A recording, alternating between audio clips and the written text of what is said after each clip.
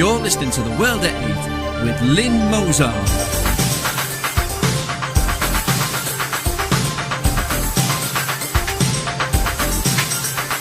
The World at 8, the number one in nationalist news.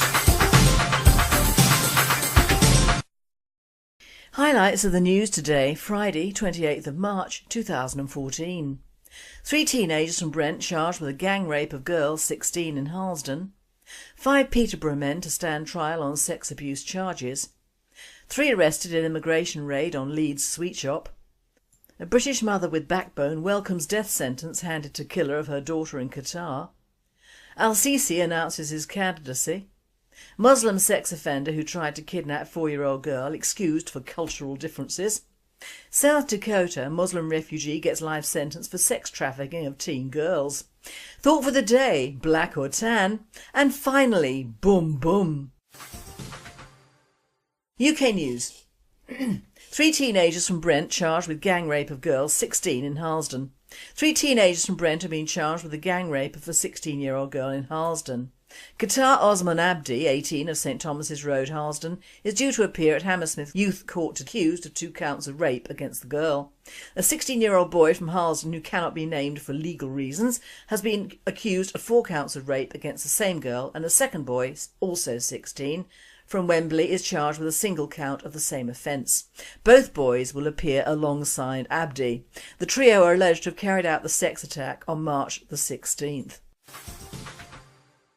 5 Peterborough men to stand trial on sex abuse charges.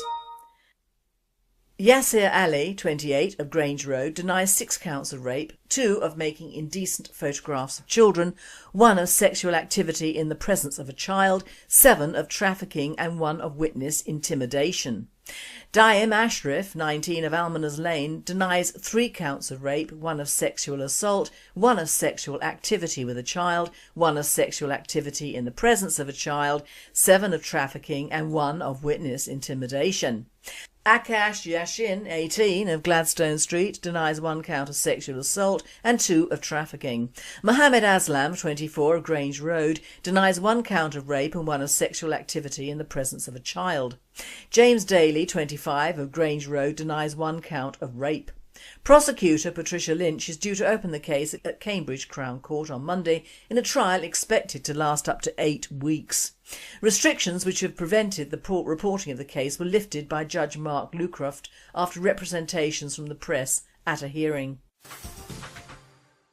3 arrested in immigration raid on Leeds sweet shop. The Pakistani trio aged 18, 29 and 30 were held by Home Office officials following a swoop on Yadgar Sweet Centre on Hare Hills Road in Hare Hills on Wednesday.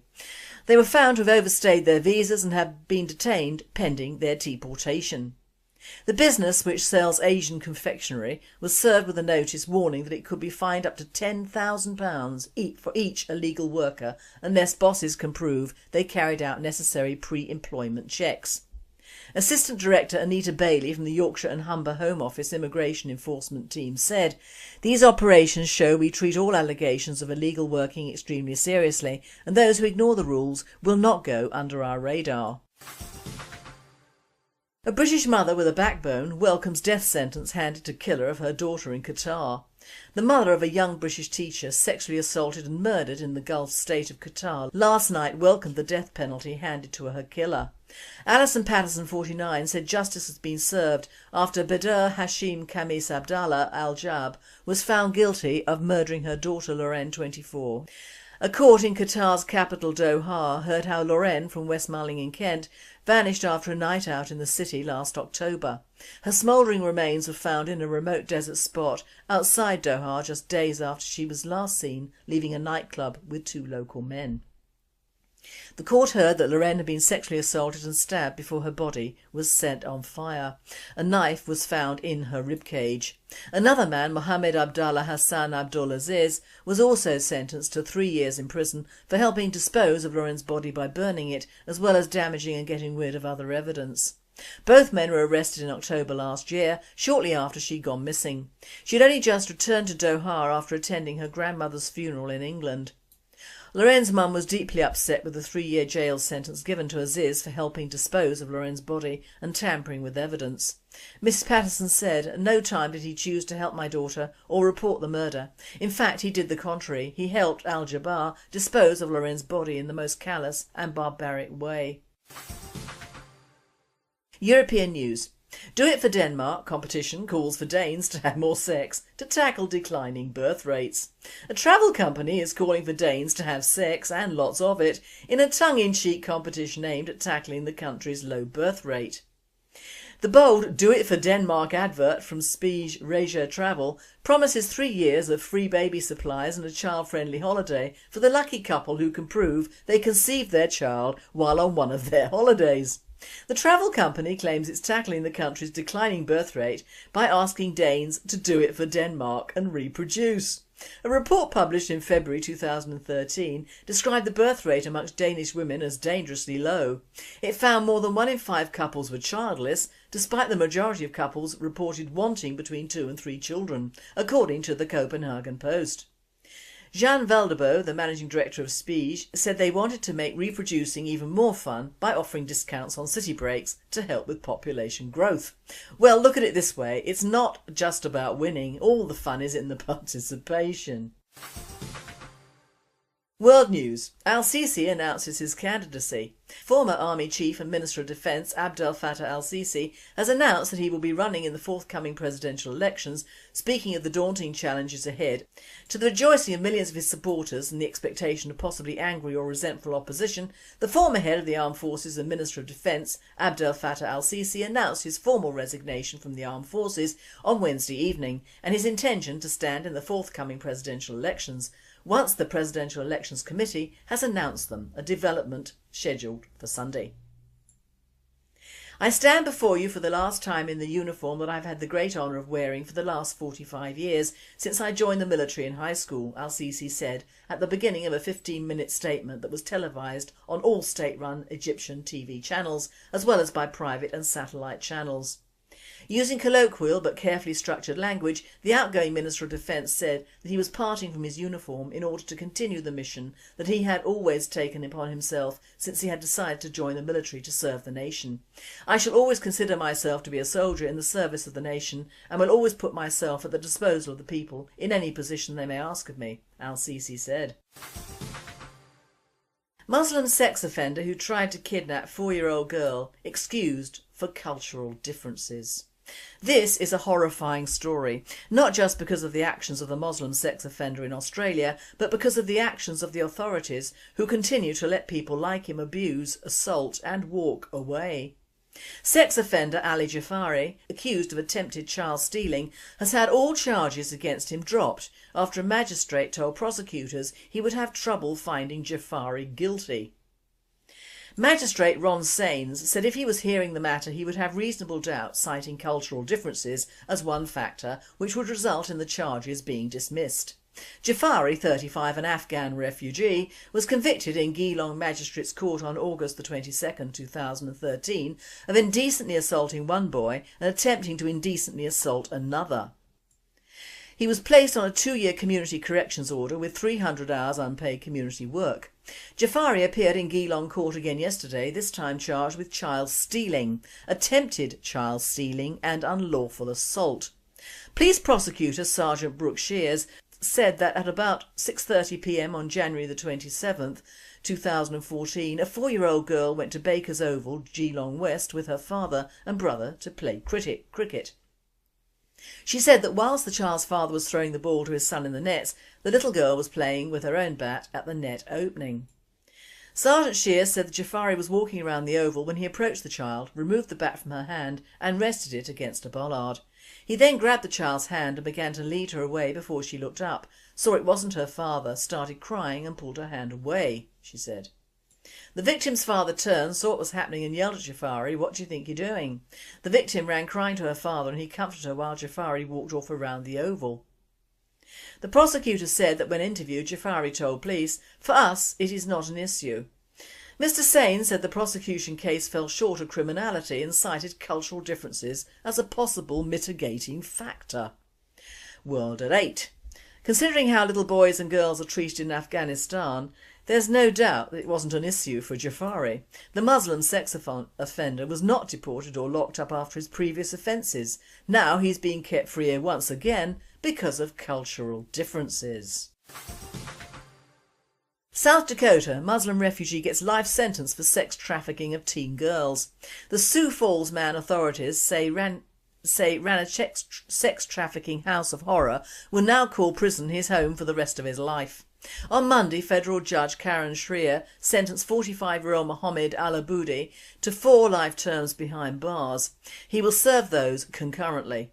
Al-Aboudi took in teen girls and young women, gave them drugs and forced them into prostitution out of his 1-bedroom apartment near McKenna Park. Shrier essentially said this is the worst case of human sex trafficking she's seen because it involved more force and coercion than the others. 4 of Al-Aboudi's victims, who were repeatedly raped and tortured, told their former captors how his actions have impacted on them. They were treated, as Judge Shrier said today, in many cases worse than a person would treat their own dog, US Attorney for South Dakota Brendan Johnson said.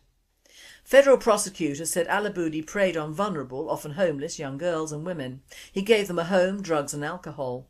Prosecutors said he often got them hooked on meth and made them huff hairspray. He would bring in man after man after man into his home to have sex with these young girls and women. If they refused, they would be raped or they would be beaten, Johnson said. Victims called Al-Aboudi a monster who would sit and laugh while the girls were raped. One called their situation hell. Another victim hopes God decides to forgive him someday.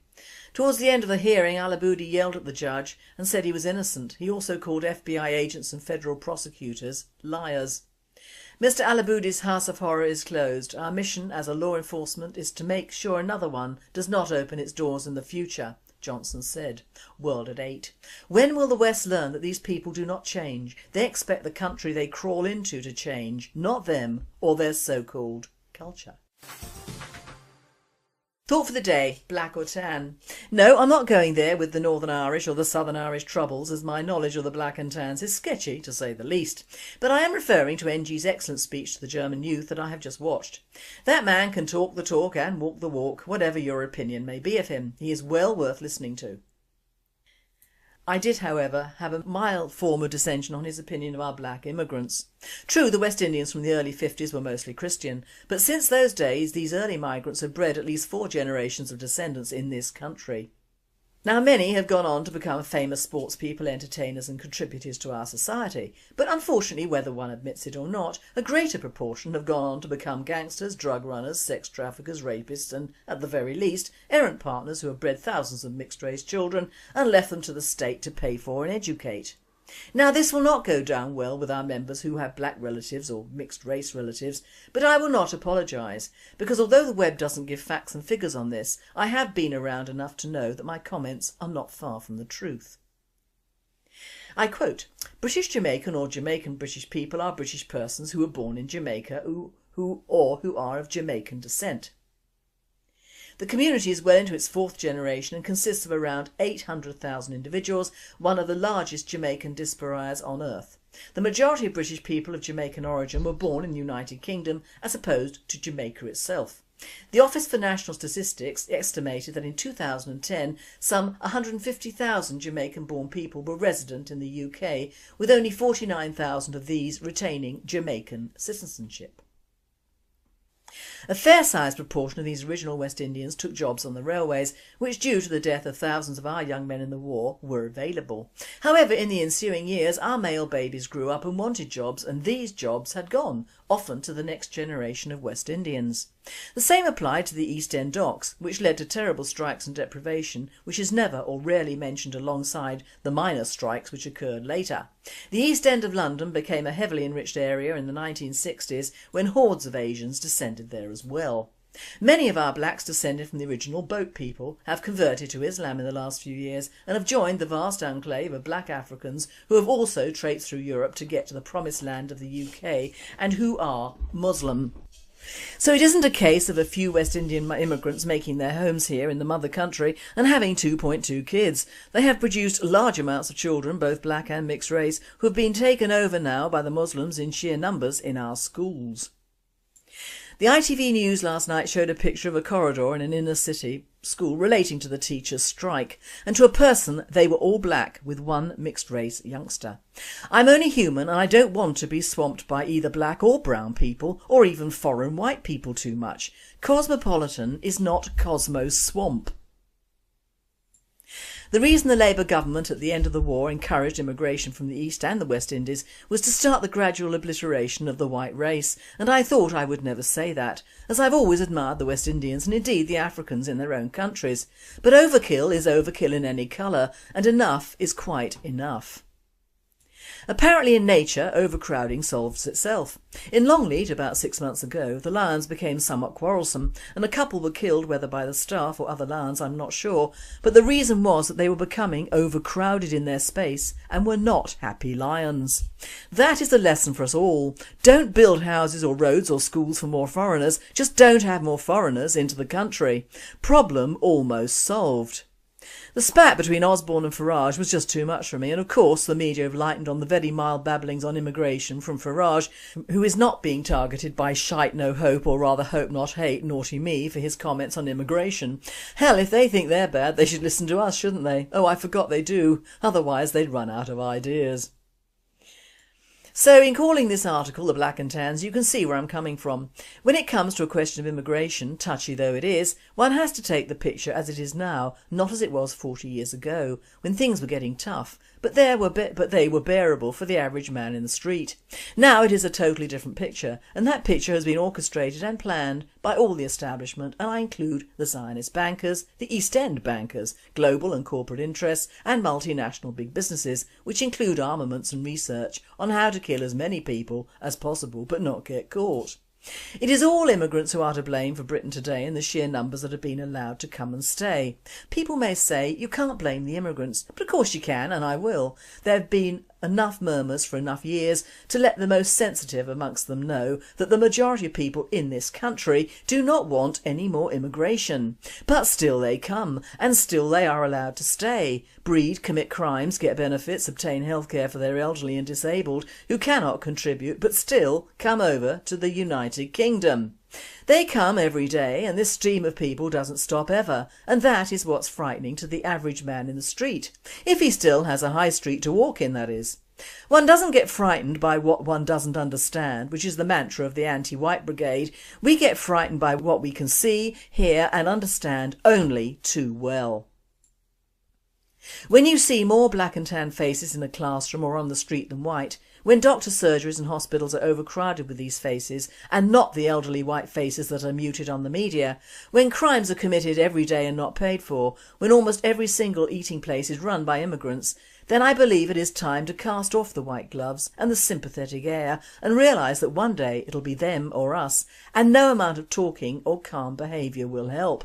Because what has never been mentioned is that almost every single immigrant, regardless of colour or religion, thinks it is their right to come to the UK, settle and breed and behave like a parasite on a host. All of them think that way, whatever you may think about them. They may be nice, polite, but they will never integrate and indeed don't want to. They're too busy bringing their way of life and religion to the UK to bother either about you or your history or your culture, so get used to it. I read a comment about teachers and how we should understand them, and my hackles went up. It is the new teaching profession that is the cowcatcher for the far left. It is these teachers who are trained in diversity and the downgrading of anything English or Christian. It is no coincidence that Shite No Hope promote youngsters from universities who have gone through the usually comprehensive system of race relations. That is, every race is wonderful, apart from your own race, who are despicable and do not understand. I'm about to read a section from an article on the Shite No Hope site, and it shows that teachers, whether of babes, children or teenagers, are Marxist orientated and how they and our children are targeted at an early age. Students are natural allies in the battle against fear and hate. A recent YouGov survey found that the attitudes of younger people were far more positive than older people, both in regards of sympathises to the EDL, but also more generally to immigration, the EU and Islam. For example, 50% of 18 to 24-year-olds said they were less likely to vote for a party which promised to stop all immigration into the UK, compared to 20% of people over 60 and 28% in society overall. Likewise, 42% of 18 to 24-year-olds were less likely to support a party which promised to reduce the number of Muslims and the presence of Islam in the UK. This compared to 15% of those over 60 and 23% overall. However, many students are not registered to vote and many of those who are don't. The Electoral Commission estimate that 22% of students are not on the electoral register and only 44% of those who were actually voted in the last general election. With voter turnout so low, encouraging students both to register and to vote could make a huge difference, especially in the European elections where every vote counts. It is for this reason that Hope Not Hate has teamed up with the National Union of Teachers to run this campaign. If you want to get involved in campus call out or even organise an event in your college, then please sign up here. So you can see that if these targeted students vote, they are not going to vote for us in the British National Party, and most, if not all, immigrants who are now numerous in enriched areas are not going to vote for us either, let alone the ones bussed into certain areas by the Labour Marxist bods. And this, along with the education, was all in the plan. Massive immigration plus propagandised babies and children, get them in university before they hopefully get positions in the civil service or the media. Give foreigners voting rights, in fact even give prisoners voting rights as well. Make sure key areas are heavily enriched and boy oh boy let loose the dogs of war. But I like a challenge, don't you? We may put our country back on the map of civilization yet again and away from the third world enclave it has become. Vive la différence! And finally, boom boom! A couple from a circus go to an adoption agency, but social workers are doubtful about their accommodation. So they produce photos of their 15-metre long caravan, the back half of which is a beautifully equipped nursery. The social workers are then doubtful about the education that would be provided. We've employed an Oxford Don who'll teach the child all the subjects along with Mandarin and ICT skills. There are then doubts expressed about the child's healthy upbringing. Our full-time nanny is an expert in paediatric welfare and diet, they reply. So the social workers are finally satisfied and ask what age of child they were looking for. It doesn't really matter, they say, as long as he fits in the canon. Boom boom! You've been listening to The World at 8. I am Lynn Mozart, and I and the team at World at 8 and Radio Britain wish you all a very happy and a very safe weekend. At the sex attack on March the 16th. 5 Peterborough men to stand trial on sex abuse charges. Yasir Ali, 28, of Grange Road, denies 6 counts of rape, 2 of making indecent photographs of children, 1 of sexual activity in the presence of a child, 7 of trafficking and 1 of witness intimidation. Daim Ashraf, 19, of Almoners Lane, denies 3 counts of rape, 1 of sexual assault, 1 of sexual activity with a child, 1 of sexual activity in the presence of a child, 7 of trafficking and 1 of witness intimidation. Akash Yashin, 18, of Gladstone Street, denies 1 count of sexual assault and 2 of trafficking. Mohammed Aslam, 24, of Grange Road, denies 1 count of rape and 1 of sexual activity in the presence of a child.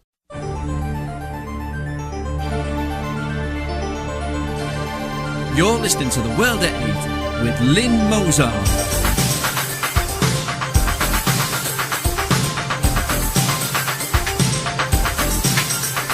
The World at 8, the number 1 in nationalist news.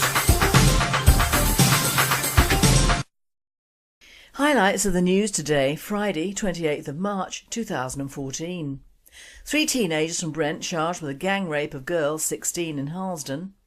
5 Peterborough men to stand trial on sex abuse charges. 3 arrested in immigration raid on Leeds sweet shop.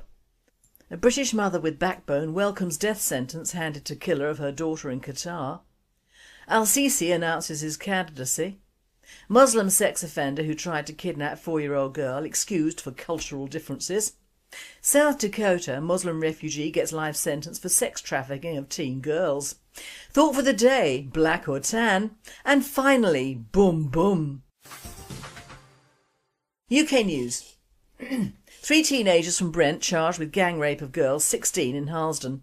3 teenagers from Brent have been charged with the gang rape of a 16-year-old girl in Harlesden. Qatar Osman Abdi, 18, of St Thomas's Road, Harlesden, is due to appear at Hammersmith Youth Court accused of 2 counts of rape against the girl. A 16-year-old boy from Harlesden, who cannot be named for legal reasons, has been accused of 4 counts of rape against the same girl, and a second boy, also 16, from Wembley is charged with a single count of the same offence. Both boys will appear alongside Abdi. The trio are alleged to have carried out and prove they carried out necessary pre-employment checks. Assistant Director Anita Bailey from the Yorkshire and Humber Home Office Immigration Enforcement Team said, "These operations show we treat all allegations of illegal working extremely seriously, and those who ignore the rules will not go under our radar." A British mother with a backbone welcomes death sentence handed to killer of her daughter in Qatar. The mother of a young British teacher sexually assaulted and murdered in the Gulf state of Qatar last night welcomed the death penalty handed to her killer. Alison Patterson, 49, said justice has been served after Badr Hashim Khamis Abdallah Al-Jab was found guilty of murdering her daughter Lorraine, 24. A court in Qatar's capital Doha heard how Lorraine from West Malling in Kent vanished after a night out in the city last October. James Daly, 25, of Grange Road denies 1 count of rape. Prosecutor Patricia Lynch is due to open the case at Cambridge Crown Court on Monday in a trial expected to last up to 8 weeks. Restrictions which have prevented the reporting of the case were lifted by Judge Mark Lucroft after representations from the press at a hearing. 3 arrested in immigration raid on Leeds sweet shop. The Pakistani trio aged 18, 29 and 30 were held by Home Office officials following a swoop on Yadgar Sweet Centre on Hare Hills Road in Hare Hills on Wednesday. They were found to have overstayed their visas and have been detained pending their deportation. The business, which sells Asian confectionery, was served with a notice warning that it could be fined up to £10,000 for each illegal worker unless bosses